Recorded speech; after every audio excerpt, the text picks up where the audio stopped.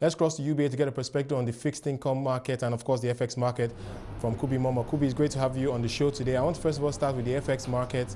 And what I'm seeing is that the central bank is selling only $121 million. That is the lowest in 4 months. Give us a perspective on what is going on. What are the dynamics in the FX market right now?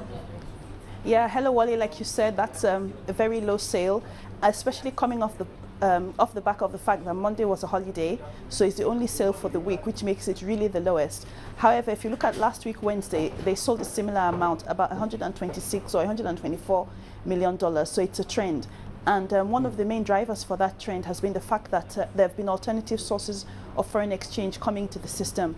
Part of it has been from oil majors. Oil majors have been selling FX last week, a little bit this week, and then also the fact that we've had some foreign investors interested in the bond market and to an extent the treasury bill market as well. Let's talk a bit about that foreign interest in the bond market, because I'm hearing that is the big thing moving the currency right now. In fact, someone put a number and suggested that as much as $200 million may have come into the market last week. Yeah, I agree with you on that, Wole.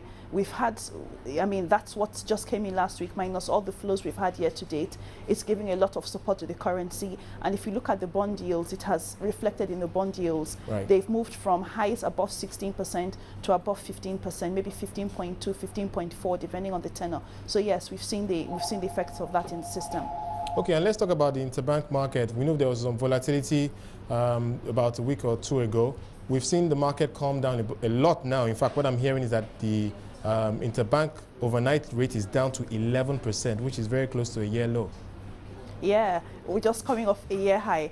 Right. We've gone from a spike, which was a brief spike, it was a day spike of 35 to highs of 22. And like you said, we're back to 11.511. There's liquidity in the system. It's pretty much dependent on government spending, and we're in the cycle when government has just released the monthly allocation. So yes, rates are possibly at their lowest, 11 to 11.5%. So do you see us staying at these levels for, say, the rest of this week? I think we'll stay at the levels tomorrow, and then there's a tendency for rates to creep up again, if not the end of the week. Then from next week, they'll start to creep up, but we don't think they'll hit 20% before the end of next week. Well, perhaps something that could make those rates creep up is the treasury bill auction, which we're expecting today. I don't know if you have any figures on that. We do know that the central bank was looking to issue 91 and 182-day bills. Yes, about 70.6 billion of 91 and 182. There was also an OMO auction today of 50 billion, but we're yet to get the results on that. Yes, that will take some liquidity out of the system, but not too much. One, we've not seen the results of the OMO auction yet. And then two, most of what is on offer in the primary auction is a rollover. There's 20 billion extra, as far as I know, but most of it is from maturing treasury bills. So the net outflow is 20. Okay, Kubi, unfortunately, we have to leave it there. Thank you so much for your perspective. Right, Kubi Momoh, Head of Market Risk at UBA, giving us a perspective there on the Naira that has been pretty stable over the last few sessions.